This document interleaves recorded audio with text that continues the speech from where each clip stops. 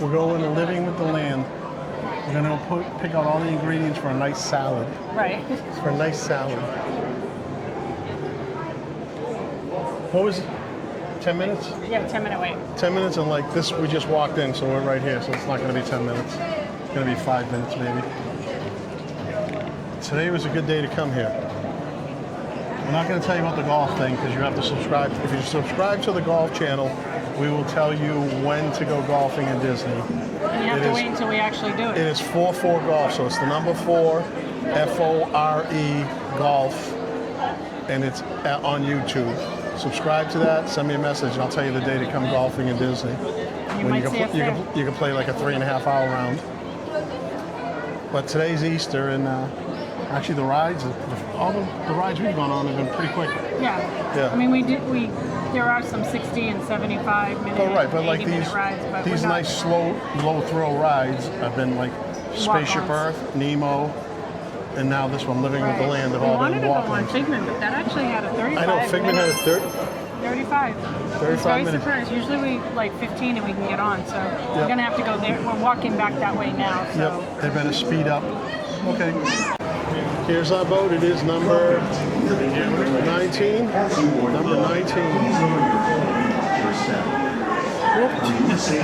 Oh, that scared me. Arms, free your legs inside the boat.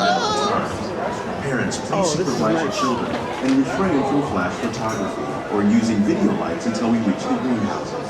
Thank you. No video lights. Sit back, relax, and enjoy living no video lights. Por su seguridad, permanezca sentado con sus manos y brazos, pies y piernas dentro del barco y cuida a los pequeñitos.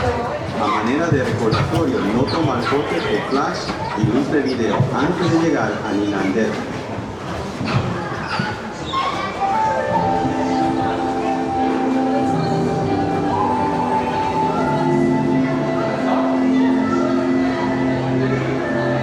Welcome to a voyage of discovery and awareness of the richness, the diversity, and the often surprising nature of living with the land.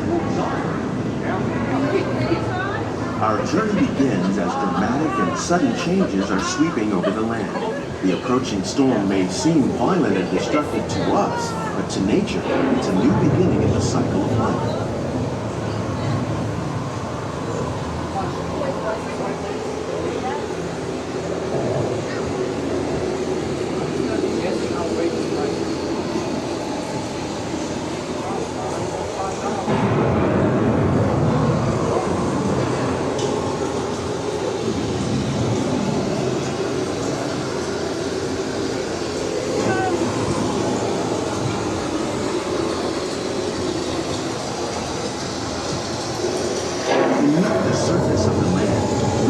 Trap water from the flowing mud, extracting precious nutrients and minerals. These elements, when combined with sunlight, create the diverse living systems of our planet.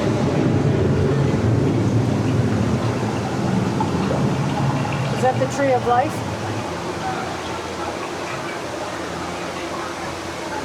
Wrong car?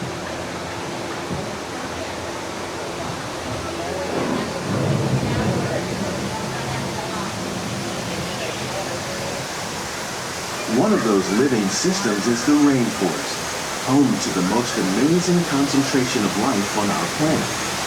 These dense and beautiful forests cover only a tiny portion of the Earth's surface, but they contain more than half of its plant and animal species. Rainforests are also extremely rich and productive living systems, providing us with oxygen, food, medicines, and other elements essential to our lives.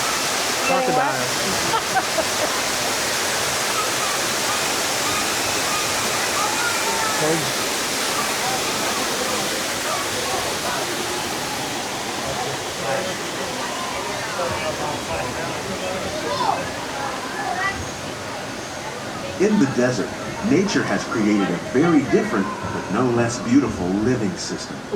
And while this arid landscape may seem lifeless, it is very much alive. The plants and animals that have learned to survive in these harsh conditions make use of what little water they can find and avoid the scorching rays of the relentless sun.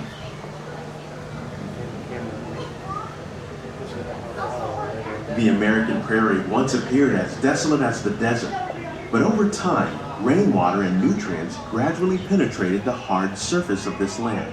Even the hooves of the mighty buffalo helped create the rich soil that would one day become home to the American farm.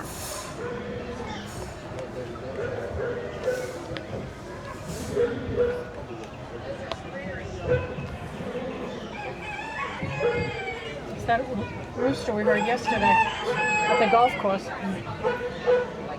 We had donkeys and golf and roosters.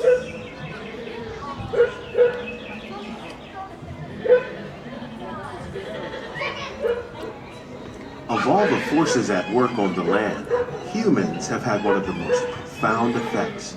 The need to produce food for a growing world led to the enormous use and sometimes overuse of the land. In our search for more efficient ways to grow food, we often fail to realize the impact of our methods.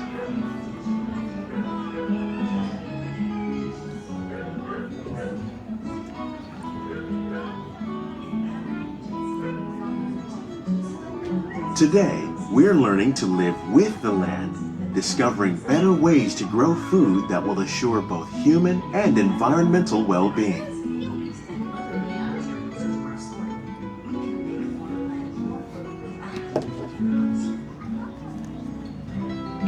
Here at Epcot, we're learning to reduce the need for chemical pesticides by breeding and using natural predators, like ladybugs and wasps, to control pests. In the farmlands across America, we're learning that by plowing under vegetation containing natural fertilizers, we can enrich the soil without the use of chemicals. In arid regions, we're learning to produce food on desert seacoasts by developing and planting crops that thrive on salt water. In Japan, we're learning that by mixing leaves and other living materials into our soil, we can make farmland. How will we meet tomorrow's growing needs for food production, yet still respect the needs of the land? Some of the answers are being discovered just ahead. To help us maintain these carefully controlled ecosystems, and for your safety, please remain seated in your boat at all times.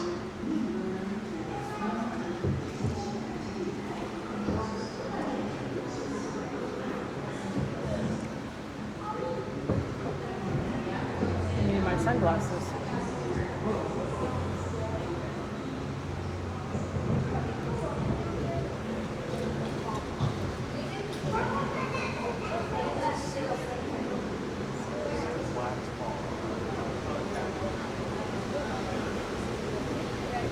Welcome to our living laboratories, where scientists from Epcot and the U.S. Department of Agriculture are exploring innovative ways to produce bountiful harvests now and into the future. Peanut butter tree. It's a Zoe tree. It's peanut butter. The tropics are home to the greatest diversity of plants on the planet. Many of these, like papaya, bananas, avocado. cacao, coffee, and rice, are well known around the world. These are just a few of the edible plants that have been an important source of nutrition for people living in the tropics.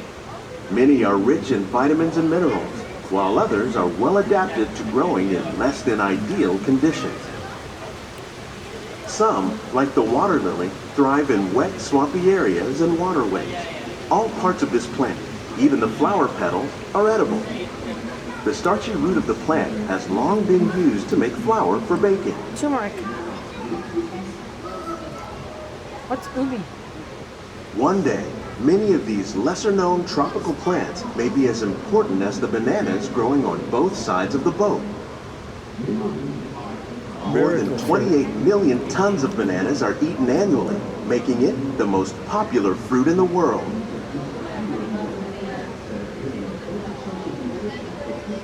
Tapioca. Mulberry. Bananas. Are there any bananas up there? I can smell them. You can? I think I smell bananas. Maybe it's psychological.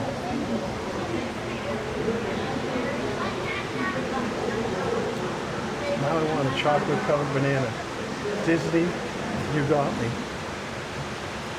When we mention farming, you probably don't think of fish. But fish farming, or aquaculture, accounts for nearly half of all the seafood consumed globally. Tilapia, bass, and catfish, like the ones you see here, are 3 of the more popular crops raised by fish farmers. The sustainable system we're using here recycles the water in the tanks. As a result, we're able to save millions of gallons each year. Our small fish farm produces nearly 5,000 pounds of fish each year to serve in restaurants around Walt Disney World. Innovations like this one can play an important role in our efforts to produce bountiful harvests and still protect natural resources.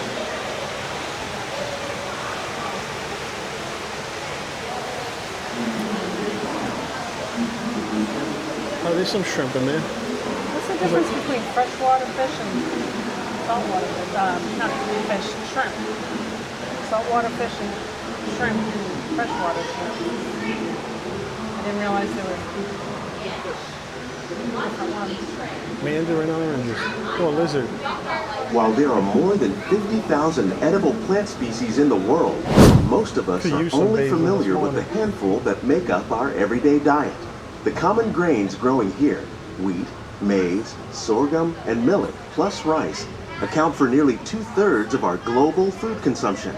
Learning how to increase yields of these Quinoa. staples is an important goal of research around the world. Wheat. Fig, onion, melon. There's your coffee right there. Coffee. Coffee. Coffee. Blue agave. These plants are Hot pepper. definitely on their way up. Innovative growing techniques like these Sugarcane. increase yields while more efficiently using resources like water, fertilizer, and pesticides. Hey, where's all the Another eggplant? innovation at work here is our integrated pest you have a lot of management eggplant program. out here. By populating our greenhouses with There's some over beneficial there. insects that prey on harmful pests, Usually a like whole bunch of aphids and flies, we are significantly reducing our Cucumbers. reliance on conventional pesticides. There's We're the growing these tomatoes. crops using our nutrient film system. This technique precisely controls and recycles water and nutrients. With it, we can produce over 27,000 heads of lettuce a year in this one small area. That's all lettuce right there. What does that say up top? Oh, Epcot. They spelt Epcot out of the lettuce. Look at those tomatoes up there.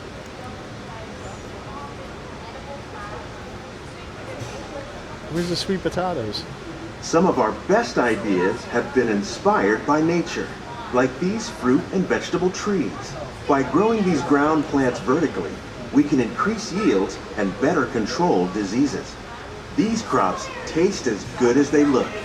In fact, we serve more than 15 tons of That's the produce from our hard- greenhouses in restaurants here at the land every year.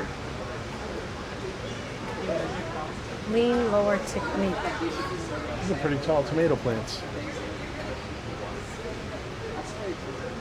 Traditional cucumber.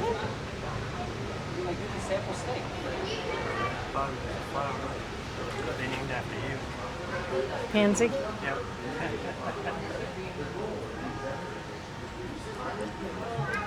It's like a Christmas tree plant. It's dripping. The future of agriculture may include innovative ideas like this vertical growing Buzz system. button. Plants grown in this way use a fraction of the space required by traditional growing methods. That saves water and increases production. The aquaponics system on your left combines hydroponics with aquaculture. The fish provide a natural source of fertilizer for the plants, and the plants help keep the water clean for the fish. It's another great way to produce more while using less. Oh, another hidden Mickey. In our lab, Epcot scientists are working with the U.S. Department of Agriculture on a number of innovative projects. The goal of these efforts is to produce higher yielding and better quality plants.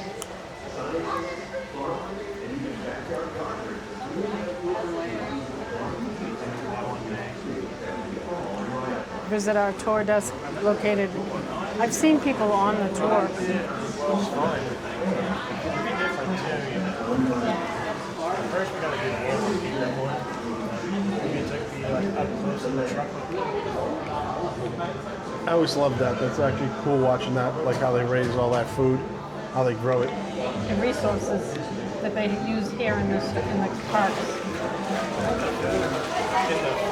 These greenhouses represent just a fraction of the work being done worldwide to produce bountiful harvests for our growing population.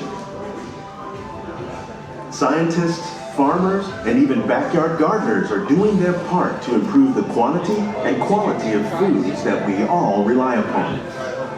Together, we can continue to find more ways to increase food production and protect our precious natural environment. Only then will we truly be living with the land. Living with the land.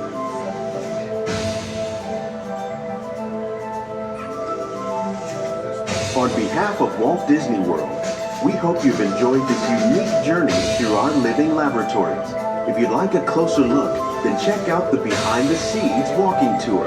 It's a chance for the whole family to get up close and personal with the plants and growing techniques in our laboratories. Please keep your hands and feet inside the boat and remain seated until the boat comes to a complete stop.